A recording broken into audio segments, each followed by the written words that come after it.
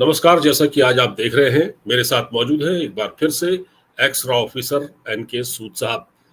बहुत बड़ी खबर है और कांग्रेस से जुड़ी हुई खबर है। ये घटना दरअसल छत्तीसगढ़ के कांकेर की है। 16 तारीख को एक मुठभेड़ हुई नक्सलियों के साथ, जिसमें हमारे सीआरपीएफ के अर्धसैनिक बलों के जवानों ने नक्सलियों से टक्कर लेते हुए 29 नक्सलियों को मौत के घाट उतार दिया। हालांकि इसमें हमारे कुछ जवान भी जख्मी हुए, लेकिन इससे बड़ी खबर यह भी है कि नक्सलियों को महिमा मंडित करने का सिलसिला शुरू हो गया है। दरअसल कांग्रेस ने यह काम किया है। कांग्रेस की जो प्रवक्ता है, आजकल काफी उल जुलूल बयान दे रही हैं, उनका नाम है सुप्रिया श्रीनेत। सुप्रिया श्रीनेत ने कहा कि जो लोग मारे गए हैं वो शहीद हैं। इस घटना के बाद कांग्रेस में ऐसी हड़बड़ी, ऐसी हलचल, ऐसा भूचाल आ गया कि फिर सुप्रिया श्रीनेत को क्लैरिफिकेशन देना पड़ा और भूपेश बघेल जो छत्तीसगढ़ के पूर्व मुख्यमंत्री है वो भी सामने आए। उन्होंने कहा कि नहीं, हम उनको शहीद नहीं मानते। सूद साहब, केजरीवाल, सबसे पहले मैं आपका स्वागत करता हूं सर।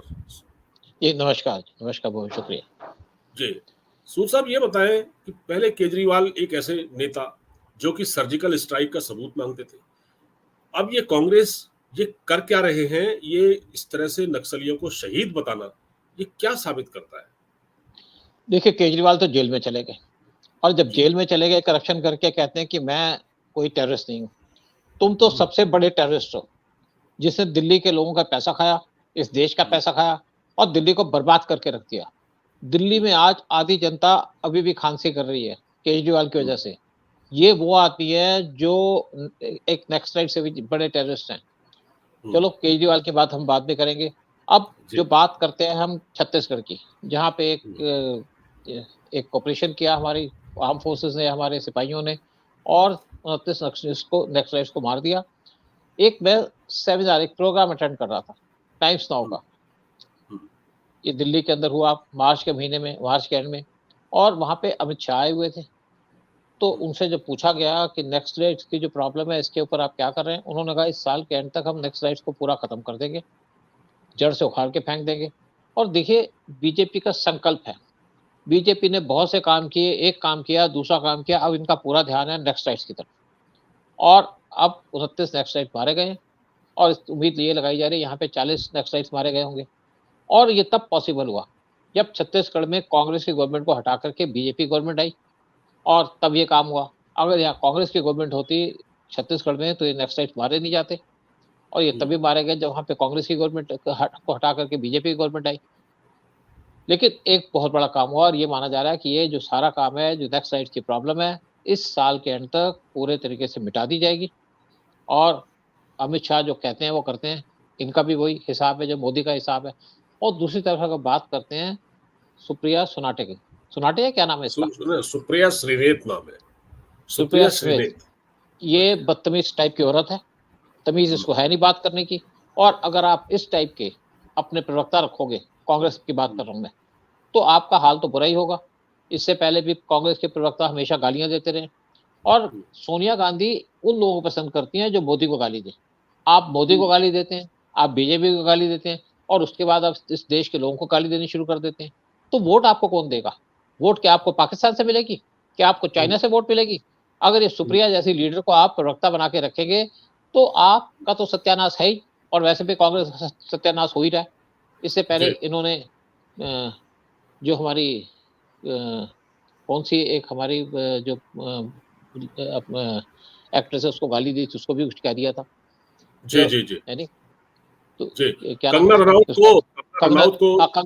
रनौत को उसे गाली दी जी, उसका कैरेक्टर असैसिनेशन किया। कैरेक्टर असैसिनेशन किया। इनका अपना क्या कैरेक्टर है? इनकी अगर आप देखेंगे, इनकी पोल खुलेगी कुछ दिन के बाद कि क्या इनका कैरेक्टर, क्या इनका जमीर मर चुका है। ये वो लोग हैं जो नक्सलाइट को के ऊपर कहते हैं इनको श्रद्धांजलि, तो उनको कहते हैं कि ये यहाँ पे इनके ऊपर हम जैसे इनको उनके ऊपर फूल चढ़ाने की जरूरत पड़ती है। देखिए, बात क्या है कि कांग्रेस का कैरेक्टर टोटली डिस्ट्रॉय हो चुका है। पावर इनके हाथ से निकल गई, और पावर निकली करप्शन के चक्कर में। अगर ये करप्शन ना करते, यहाँ पे गवर्नमेंट ढंग से चलाते, तो शायद ये अब भी पावर में बैठे होते। लेकिन जब ये करप्शन करते हैं, करप्शन करने के बाद ये जब पावर में आने की कोशिश करते हैं, पावर में आने की कोशिश में फेल हो जाते हैं। फेल इसलिए होते हैं कि इनका एजेंडा कोई नहीं है, इनको पता ही नहीं क्या काम करना है। इनके देखिए, अगर आप राहुल गांधी की बात करें, राहुल जी, गांधी जहाँ भी जाते हैं चाइना के एजेंडे पे काम करते हैं, चाइना को प्रेस करते हैं और नेक्स्ट राइट्स को भी जो फंड जी, दिया जाता है वो चाइना के द्वारा जी, दिया जाता है। और ये लोग जी, जिस तरीके से यहाँ पे हुँ, नेक्स्ट राइट को प्रेस कर रहे हैं, तो हुँ, बेसिकली आप ये क्या सोचते हैं कि इलेक्शन जीत जाएंगे? हुँ, इनका सत्यानाश होने वाला है इस इलेक्शन के अंदर। आप पूरे से देख लीजिएगा, पिछले इलेक्शन में शायद 40 के करीब सीटें मिली थी, अब लगता है कि हुँ, 40 की फिगर तक भी नहीं पहुंचेंगे। और इसीलिए क्योंकि हुँ, ये इस देश के लोगों को गाली देने लग गए हैं, हमारे जवानों हुँ, को गाली दे रहे हैं और फिर मुकर जाते हैं। मुकरने से कुछ नहीं होता। आपकी आवाज सबने सुन लिया है, आपका एजेंडा सबने सुन लिया है, आपकी सब जो क्या आपके दिल में है वो सबको पता चल गया और आपका हुँ, कितना नेशनलिज्म है वो पता चल गया। इन लोगों हुँ, ने हमारे जो प्रधानमंत्री थे, चाहे जवाहरलाल नेहरू हुँ, को लगा लीजिए, चाहे इंदिरा हुँ, गांधी को लगा लीजिए, चाहे राजीव हुँ, गांधी को लगा लीजिए, ये उनको गाली दे रहे हैं, ये अपने आप को गाली दे रहे जी, हैं, है जी। नहीं? तो तो मैं सर एक बार को सुनवा देता हूँ, एक बार मैं आपको सुनवा देता हूँ, इसने क्या कहा है, मैं आपको सुनवा देता हूँ। ये वीडियो चलेगा 1 मिनट, मैं इसको कोशिश कर रहा हूँ, हालाँकि ये मैं इसको चला नहीं पा रहा हूँ। देखिए, नहीं चल पा रहा है ये, इसको हटा ही देता हूँ मैं। लेकिन ये सर इन्होंने वाक़ई अब ये देखिए सर जो नक्सली हैं वो तो लेफ्ट की आइडियोलॉजी के होते हैं और कांग्रेस में ये जो एलिमेंट है, ये भी लेफ्ट द्वारा ही डोमिनेट किए जा रहे हैं। मतलब इनके लिए कौन-सी ऐसी मजबूरी है कि ये नक्सलाइट को जो है महिमा मंडित करते हैं। ये कौन-सा क्या देखिए, करते हैं? एक्चुअली क्या है कि ये जब पावर में थे तो इनको लेफ्ट की सपोर्ट थी। हुँ, मैं 2006 की बात करूंगा, हुँ, जब नेपाल के अंदर उथल-पुथल हो रहा था, हुँ, वहाँ पे राजा की गवर्नमेंट जा रही थी और वहाँ हुँ, पे एक तरीके से एक डेमोक्रेसी का सिस्टम आने वाला था। तो जी, उस टाइम पे कुछ कम्युनिस्ट हुँ, सोनिया गांधी की ब्लेसिंग से हुँ, वो नेपाल के अंदर आए और हुँ, नेपाल के अंदर नेपाल के कम्युनिस्टों से मिलकर के उन्होंने वहाँ पे गवर्नमेंट एस्टेब्लिश करने की बात की हुँ, और एक प्रचंड नाम का जो मॉइस था, हुँ, उसको प्राइम मिनिस्टर बना दिया। हुँ, और ये जो कम्युनिस्ट थे, हुँ, ये ना तो इंडियन एम्बेसडर से मिले, ना इंडिया के हुँ, ऑफिशियल से मिले और हुँ, इन्होंने आपस में मिलकर के एक ऐसा चक्कर चला दिया कि नेपाल के अंदर कम्युनिस्ट का रूल हो गया हुँ, और नेपाल चाइना की गोद में जाकर बैठ गया। क्योंकि हुँ, सोनिया गांधी को इस देश से लेना कुछ नहीं है। जी, वो इस देश को डिस्ट्रॉय करना चाहती हैं, इस हुँ, देश की डेमोग्राफी को चेंज करना चाहती हैं। यहाँ पे चाहती हैं कि लोग कन्वर्ट हो जाएँ हिंदू टू क्रिश्चियनिटी और उनको तभी मज़ा आएगा जब देश बर्बाद हो जाएगा। और 2008 के अंदर राहुल गांधी और सोनिया गांधी चाइना चले गए थे। हुँ, चाइना जाकर के इन्होंने उनके साथ एक एग्रीमेंट साइन किया। एग्रीमेंट साइन किया, उसकी तो डिटेल इन्होंने दी नहीं। मनमोहन सिंह उस टाइम पे प्राइम मिनिस्टर थे। मनमोहन सिंह के बगैर पूछे चले गए वहाँ पे या उनको बगैर बताए चले गए या उनकी तो परवाह ही नहीं करते थे। और उनसे जब पूछा गया कि क्या एग्रीमेंट है? उन्होंने कहा ये पार्टी टू पार्टी एग्रीमेंट है। लेकिन उस टाइम पे उनके पीछे जो चाइनीज़ वहाँ पे एक कम्युनिस्ट पार्टी का लीडर था, उसके पीछे शी जिनपिंग खड़े हुए थे, जो उस टाइम हुँ, पे वाइस प्रेज़िडेंट थे चाइना के। तो कैसे पार्टी टू पार्टी एग्रीमेंट हो सकता है? जब यहाँ पे डोकलाम हुआ, तब राहुल गांधी चले गए थे चाइनीज़ एम्बेसी और चाइनीज़ एम्बेसडर से मिले और उसके बाद ये चले गए एक बार नेपाल के अंदर। नेपाल से इनके साथ जो एसपीजी, क्योंकि जब कोई जिसको एसपीजी की सिक्योरिटी मिलती है या जेड प्लस सिक्योरिटी मिलती है, उसके साथ उसके एसपीजी के लोग भी बाहर जाते हैं, चाहे बगैर आर्म्स के जाते हो, लेकिन वो उनके साथ जाकर के उनको प्रोटेक्शन देते हैं। तो जी, नेपाल जाकर के वो अचानक चाइना चले गए और अपनी एसपीजी की टीम को इंडिया वापस भेज दिया और चाइना जाकर के पीएलए की गोदी में जाकर बैठ गए। तो कांग्रेस का एजेंडा ये है। अभी देखिए, जब हुँ, यात्रा में निकले थे नेहरू, राहुल गांधी, तो इन्होंने अपनी यात्रा शुरू करनी थी अरुणाचल प्रदेश हुँ, लेकिन चाइना ने ऑब्जेक्शन कर दी इनको। इनके हुँ, कान में कह दिया कि ये तो हमारा एरिया है, इसको तुम क्लेम कर रहे हैं। तो राहुल गांधी चले गए मणिपुर से, यात्रा मणिपुर से स्टार्ट कर दी। इनका क्या जाता है? ओह! देखिए, बिल्कुल, इन्होंने देश की का बहुत नुकसान किया है, देश को बर्बाद किया है। ये तो पिछले 10 साल से जब पीएम मोदी आए तो देश को सँभाला इन्होंने। अदरवाइज़ जब मनमोहन सिंह का टाइम था तो देश को जितना नुकसान पहुँचाया है, जितना पहुँचा सकते थे पहुँचा दिया और अगर ये 5 साल और बैठ जाते, तो शायद ये देश समाप्त हो जाता। कुछ एरिया चाइना को देते, कुछ पाकिस्तान को देते और कुछ अपने साथ इटली पैसा लेके इटली भाग जाते लोग। तो इनका तो यही करैक्टर है, ये इनका एजेंडा है। और आज ये किसको गालियां दे रहे हैं? अगर नेक्स्ट साइड को कहते हैं शहीद हैं, तो इसका मतलब हमारे जो आर्मी के लोग हैं वो यहाँ पे टेररिस्ट हैं। देखिए मतलब अजीब सा पांडे साहब, इनका अजीब सा एक कल्चर बन गया कांग्रेस का। क्यों बन गया? हम्म, पावर से बाहर है। पावर से बाहर हम्म, है तो मतलब इनको पैसा नहीं आ रहा। पैसा नहीं आ रहा हम्म, मतलब ये देश बर्बाद हो जाए। और पीएम को मोदी को गाली देते देते, बीजेपी को गाली देते देते देश के लोगों को गाली देने लग गए, देश को बर्बाद करने लग गए। और यहाँ पे जब ऐसे लोग इनके स्पोक्स पर्सन होंगे तो इलेक्शन कैसे जीतेंगे? इलेक्शन में इनको वोट कहाँ से मिलेगी? चाहे पाकिस्तान से मिलेगी, चाइना से मिलेगी। सर ये सुप्रिया श्रीनेत है ना, ये सुप्रिया श्रीनेत जिसको कांग्रेस ने सॉरी वो बनाया अपना, क्या कहते हैं, ये प्रवक्ता बनाया है, स्पोक्स पर्सन। ये पहले कभी ये कोई सो कॉल्ड जर्नलिस्ट रही, और जर्नलिस्ट तो मैं भी हूँ। मैंने एक जर्नलिस्ट जो मेरे साथ काम करते थे, मेरे एडिटर हुआ करते थे, वो भी लेफ्ट आइडियोलॉजी के थे।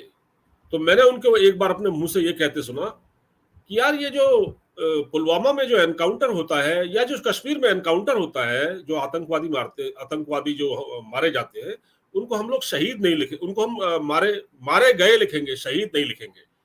तो ये जो लेफ्ट ओरिएंटेड लोग हैं, जो लेफ्ट की जो आइडियोलॉजी है, उससे ये सुप्रिया श्रीनेत अलग नहीं है।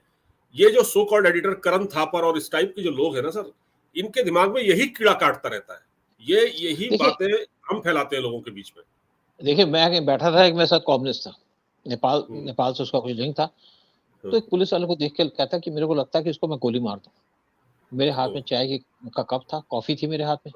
मैंने हम्म, पका के उसके मुंह पे मारी। कहता हम्म, क्या किया आपने? मैंने कहा तेरे को हम्म, यहीं काट दूंगा मैं। तो ये बेसिकली लोग जो है ना, ये इसी टाइप के हैं। ये एंटी हाँ, नेशनल है। चाहे करण थापर लगा लो, हम्म, चाहे बरखा दत्त लगा लीजिएगा, चाहे जी, राजदीप सरदेसाई लगा लीजिएगा। ये लोग रवीश कुमार, हिंदू, रवीश कुमार हाँ, लगा ली, ये एक्चुअली ज्यादातर जी, लोग ना हिंदू से क्रिश्चियन बन गए या हिंदू से मुसलमान बन गए, और हिंदू हेटर है। जी, रिलीजन नहीं हाँ, बताते किसी को अपना। और इनको बाहर से पैसा मिलता है, ये करोड़ों अरबों रुपए इनके पास। हम्म, दिल्ली के अंदर करण थापर का बहुत बड़ा घर है, वहाँ किराए हम्म, पे दिए, लाखों और करोड़ रुपए उसको किराए पे आते हैं वहां पे। बहुत फ्लैट्स हैं इसके पास। और इसके ग्रैंडफादर वो ब्रिटिश के एजेंट थे, उनको खबर हाँ, देते थे, और ब्रिटिश ने उनको बहुत जी, सा जी, पैसा दिया। और हम्म, इनके जो फादर थे उनको आर्मी में जॉब दे दिया, बड़े ओहदे बिठा दिया, और उसी पैसे का मजा ले रहे हैं। ठीक है, आप मजा हाँ, लो, कोई प्रॉब्लम नहीं है। लेकिन आप देश के खिलाफ हो गए, देश को गालियां हम्म, देते हो, पाकिस्तान को हम्म, प्रमोट करते हो। यही काम बरखा दत्त करती है, यही काम करता है राजदीप सरदेसाई, और यही काम करता है आपके ये क्या था, रवीश कुमार। और रवीश यही कुमार, सुप्रिया सुनते। खैर हाँ, देखिए, मेन क्रेडिट किसको जाता है इस चीज का? वो जाता है कांग्रेस को। हम्म, कि कांग्रेस की आइडियोलॉजी क्या है। मतलब ये उसी पे लगे हैं कि हमने तो देश को आजाद कराया, हमने फलाना कराया। अगर आप हम्म, महात्मा गांधी की बात करें, किस बात का महात्मा? वो क्या कहते थे? हम्म, कहते हम्म, मुसलमान अगर आपको मारे तो मारने दो, आप मत मारो। हम्म, ये थी इनकी आइडियोलॉजी। और इस हम्म, आइडियोलॉजी पे आज भी चल रहे हैं, और आज टोटल एक्सपोज हो चुके हैं। और हम्म, एक्सपोज होकर के फ्रस्ट्रेट हो चुके हैं, और फ्रस्ट्रेट होकर के आज इंडिया को गाली दे रहे हैं, हिंदुओं को गाली दे रहे हैं, हिंदुस्तान को गाली दे रहे हैं। लेकिन इनकी गाली देने से कोई फर्क नहीं पड़ता, नुकसान इनका ही है। अगर ये किसी आइडियोलॉजी पे आकर के इलेक्शन लड़ने आते या किसी इशू पे आते तो बात अलग हम्म, थी। ये आते हैं जी, अडानी, ये आते हैं अडवाणी, हम्म, ये आपके मतलब दो चार आपके जो इंडस्ट्रीज है उनका नाम ले देते हैं, और हम्म, उसके बाद देश को गाली देने लग जाते हैं। हम्म, चलिए, इन्होंने अपने पैर पे बिल्कुल, कुल्हाड़ी मारी है। बिल्कुल ठीक है सर। ये जो एनकाउंटर हुआ, दरअसल जो छत्तीसगढ़ है, छत्तीसगढ़ में चुनाव है। अभी मैं आपको बताता हूँ, छत्तीसगढ़ में इलेक्शन है 19 अप्रैल, 26 अप्रैल और 7 मई को वोटिंग है छत्तीसगढ़ में। तो उससे पहले ये टिप्स मिली थी खुफिया एजेंसियों को कि ये बहुत बड़े पैमाने पर ब्लास्ट करना चाहते हैं, जो इलेक्टोरल प्रोसेस है उसे पूरी तरह से सबोटाज करना चाहते हैं। तो इस टिप्स के बाद ये एक्शन लिया गया, और ये एनकाउंटर हुआ, और इसमें इतने लोग मारे गए। और इसको, ऐसे लोगों को सुप्रिया श्रीनेत और कांग्रेस के जो लोग हैं वो शहीद बता रहे हैं। हाँ ये बिल्कुल तो लानत है। नहीं, ये तो बदतमीज लोग हैं, बेशरम लोग हैं। जी, इनको तो जूते पड़ने चाहिए पब्लिक के सामने। मैं आपको एक बात बताऊंगा कि पहले क्या होता था कि यहाँ पे नक्सलाइट्स के जो है, इनके चैनल्स को मॉनिटर किया जाता था, और उस जी, टाइम पे हमारे फोर्सेस को भेज दिया जाता था। तो नेक्स्ट राइट क्या करते थे, जानबूझ के कोई गलत इन्फॉर्मेशन स्प्रेड करते थे, और जब हमारी फोर्सेस वहाँ चली जाती थी तो वो उनको घेर लेते थे, और तब हमारे जवान मारे जाते थे। लेकिन इस टाइम पे जो अमित शाह हैं, इन्होंने स्पेशल इंस्ट्रक्शंस दिए हैं। एक तो वहाँ पे कांग्रेस की गवर्नमेंट हट गई छत्तीसगढ़ से, उसका फ़र्क पड़ा, क्योंकि वो भी इनको इन्फॉर्मेशन दे रहे थे नेक्स्ट राइट्स को। और दूसरा क्या है कि इन्होंने इंस्ट्रक्शंस ये दी कि जब आपके जवान आगे जाएँगे, तो साथ में आपके जो सीनियर लोग हैं वो भी जाएँगे या वो जागे रहेंगे। ये नहीं कि आपने आगे जवान भेज दिए और आप सो गए। जैसे पुलवामा के अटैक के बाद जब इंडिया ने सर्जिकल स्ट्राइक की बालाकोट में, तो सारी रात पीएम मोदी जागे हुए थे, हमारे एनएसए जागे हुए थे, एयरफोर्स के चीफ जागे हुए थे, इंटेलिजेंस के चीफ जागे हुए थे, जितने भी इंपॉर्टेंट लोग थे जाग के सब कुछ मॉनिटर कर रहे थे। और इस टाइम पे जब ये अटैक किया गया नेक्स्ट राइट्स के ऊपर, तो सारे सीनियर लोग वहाँ पे जागे हुए थे, और नेक्स्ट राइट्स को कोई इन्फॉर्मेशन नहीं दी, इसलिए नहीं गई कि वहाँ पे इस टाइम पे कांग्रेस की गवर्नमेंट नहीं है, वहाँ पे बीजेपी की गवर्नमेंट है। हाँ, और इसीलिए ऑपरेशन सक्सेस हुआ। नहीं तो इनकी कोशिश ये थी कि यहाँ पे एक स्ट्राइक हो जाए और इलेक्शन फेल हो जाए, क्योंकि ये एक तो इनके पास तो कोई एजेंडा तो है ही नहीं, ये दूसरी तरफ कोशिश कर रहे हैं कि सारा जो सीख रहा है वो ईवीएम पे फोड़ दिया जाए, कि ईवीएम की वजह से इलेक्शन आ रहे हैं। अब इस पे प्रियंका गांधी की स्टेटमेंट आई है कि अगर ईवीएम हट जाए तो हम बीजेपी को 180 सीटें नहीं मिलेगी। अरे सालो, तुम्हें कौन सीट देगा? तुम्हारे जैसे गद्दारों को सीट को वो कौन वोट देगा? तुम इस काबिल हो क्या कि तुम्हें कोई वोट दे? और अब जो छत्तीसगढ़ के अंदर ये नेक्स्ट राइट मारे गए हैं, नेक्स्ट राइट्स को डिमोरलाइजेशन हुई है, क्योंकि इनके बड़े-बड़े लोग मारे गए हैं इसके अंदर। और इसके सर बाद एक और भी बिल्कुल, मैं ये कह रहा था कि देखिए, नक्सलाइट तो उन जंगलों में रहते हैं, वहाँ लड़ते हैं, लेकिन जो अर्बन नक्सल है, जो अर्बन नक्सल एलिमेंट है, जो हमारी सत्ता प्रतिष्ठानों में बैठे हुए हैं, वो जो लोग जो इनको महिमा मंडित करते हैं, मतलब शिकंजा तो उन पर कसना चाहिए। नक्सलाइट तभी खत्म होंगे जब इन लोगों पर शिकंजा कसेगा जो इनके हमदर्द हैं। देखिए, नहीं ज़रूर है, देखिए वो थोड़ा-सा काम मुश्किल होता है। मुश्किल इसलिए होता है कि जैसे आप जेएनयू के अंदर भी कम्युनिस्टों का कंट्रोल चल रहा है। गवर्नमेंट कुछ एफर्ट्स कर रही है। इंदिरा गांधी ने बड़ी एफर्ट्स की थी इनको कंट्रोल करने की, लेकिन इनको अब जैसे एक नेक्सलाइट भी बंद था, अर्बन नेक्सलाइट, उसको जेल हो गई थी, तो जेल से उसने कहा जी मुझे घर में कैद कर लो, मेरी उम्र ज़्यादा है, तो उसको घर में कैद कर लिया। तो उसके बाद गवर्नमेंट ने उसको एक बिल भेजा कि तुमने 1.2 करोड़ रुपए देने हैं जो तुम्हारे को सिक्योरिटी दी गई है। तो वो वहाँ पे बहस करने लग गए सुप्रीम कोर्ट के अंदर कि इसकी फिगर में कुछ खराबी है, कि इसकी प्लानिंग खराबी है। तो सुप्रीम कोर्ट ने कहा भाई आपको स्पेशल प्रिविलेज दी गई है, इसका मतलब ये नहीं कि आप बच पाएंगे, आपकी प्रॉपर्टी अटैच कर दी जाएगी, आपको पैसे लौटाने पड़ेंगे। तो वो काम तो किया जा रहा है इसके ऊपर, लेकिन ये जो लोग पत्रकार बैठे हुए हैं, चाहे आप रवीश कुमार का नाम ले लीजिएगा, चाहे आप करण थापर का नाम लें, चाहे आप किसी और राजदीप सरदेसाई का नाम लें, इनको पकड़ने में टाइम लगेगा, लेकिन पकड़े जरूर जाएंगे। आप देखिए सोशल मीडिया के ऊपर पूरा कंट्रोल था लेफ्टिस्ट का, वो कंट्रोल हट गया। बॉलीवुड के अंदर कंट्रोल था कम्युनिस्ट और साथ में इस्लामिस्ट का, वो भी कम हो गया। तो ये भी कम हो जाएगा। अब नेक्स्ट राइट मारे गए हैं, तो देखिए ये काम धीरे-धीरे होगा। कि किसी कंट्री को चलाने के लिए 5 साल या 10 साल कोई ज़्यादा नहीं होते। मुझे लगता है कि आज अगले 5 से 10 साल के अंदर ये जो लेफ्टिस्ट हैं या नेक्स्ट राइट्स हैं, अर्बन नेक्स्ट राइट्स, इन पे भी काबू कर लिया जाएगा। जी, जी, बिल्कुल ये ज़रूरी है, क्योंकि जब तक अर्बन नक्सलाइट यानी कि जब तक बाहर बैठे लोग, यहाँ दिल्ली में बैठे लोग या मुंबई में बैठे ऐसे लोग, जब तक इनके प्रति वो सिम्पैथाइज़र बने रहेंगे, तब तक अभी इन एक पर और कंट्रोल करना मुश्किल होगा। एक और देखिए ना, सुप्रीम कोर्ट में इनका पूरा कंट्रोल था। हाँ। सुप्रीम कोर्ट में जो लेफ्टिस्ट आपके एडवोकेट हैं, उनका पूरा कंट्रोल था। एक दवे थे, जो बार एसोसिएशन के प्रेसिडेंट थे, फिर एक केजरीवाल के साथी भी थे, जो वहाँ बैठे हुए थे, सुप्रीम कोर्ट के वकील थे। फिर कुछ और वहाँ लोग बैठे हैं, और दूसरी तरफ सिब्बल साहब बैठे हैं, दूसरी तरफ आपके प्रशांत भूषण, वो भी लेफ्टिस्ट था। अब इनका इन्फ्लुएंस तो काफ़ी कम हो गया, और ये परेशान है। एक कोई सेमिनार करते हैं, उसके अंदर कोशिश कहते हैं कि जो जजेस हैं, इनके ऊपर प्रेशर डालने की कोशिश करते हैं। लेकिन अब इनका अपोजिशन भी आना शुरू हो गया। तो ये जो मतलब धीरे-धीरे इन्फ्लुएंस तो कम किया जा रहा है, और आज की डेट में बहुत से हमारे जो टीवी के चैनल्स हैं, उनके ऊपर नेशनलिस्ट का कंट्रोल आ चुका है, और एंटी नेशनल बाहर होते जा रहे हैं। आपके पास एजेंडे का अगर कोई डिफरेंस है तो इश्यू है तो कोई बात नहीं है, लेकिन आपके पास एजेंडे की बात नहीं है। आपके पास इश्यू है कि आप पाकिस्तान को प्रेस करेंगे, आपके पास इश्यू है कि आप चाइना को प्रेस करेंगे, आप नेक्स्ट स्टेट्स को कहेंगे कि हमारे सितारे हैं, क्योंकि ये जो नेक्स्ट स्टेट थे इनको कांग्रेस ही प्रमोट करते थे। एक छत्तीसगढ़ के अंदर एक रायपुर एक छत्तीसगढ़ के अंदर कुछ साल पहले छत्तीसगढ़ के अंदर इलेक्शन टाइम पे एक बहुत से एक कांग्रेस का जो एक लीडर जा रहे थे, उनका मैसेकर कर दिया गया।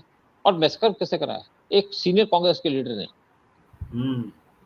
जिसमें वीसी शुक्ला के भाई, जो एक टाइम पे छत्तीसगढ़ के रायपुर सीएम थे, उनको भी मार दिया गया। खैर, ये पावर के लिए कुछ भी कर सकते हैं, राहुल गांधी पावर के लिए कुछ कर सकता है, लेकिन यहाँ पे जो गवर्नमेंट है वो स्ट्रांग गवर्नमेंट है और एजेंसीज हमारी आज स्ट्रांग है, तो मुझे नहीं लगता कि कोई ज्यादा अचीव कर पाएंगे ये। और इलेक्शन होने वाले हैं और देखिएगा इलेक्शन खत्म होते ही आप देखिएगा किस तरीके से नक्सलाइट्स पे कंट्रोल किया जाता है। और वैसे पीएम मोदी ने कहा था कि हमने अभी तक जो काम किया है वो स्टार्टर से, और मेन खाना अभी बाकी है। देखिए इलेक्शन होते ही जो आपका खाना सर्व किया जाएगा, तश्तरी में क्या क्या सर्व किया जाएगा, नेक्स्ट राइट सर्व किए जाएंगे, आपके बहुत से लॉज हैं उनको इम्प्लीमेंट किया जाएगा। 3 तलाक तो उन्होंने पहले खत्म कर दी। हाँ बिल्कुल ठीक है सर। ये सर दरअसल हुआ क्या है कि जो ओपिनियन पोल अभी सामने आया है उसमें जिस प्रकार बीजेपी को बढ़त दिखाई जा रही है हर राज्य में, उससे ये लोग काफी परेशान है और ये फ्रस्ट्रेटेड है, और जो स्टेटमेंट आया था यही इसी फ्रस्ट्रेशन की एक वजह है। सर बहुत बहुत शुक्रिया हमसे जुड़ने के लिए। नमस्कार। शुक्रिया बहुत बहुत।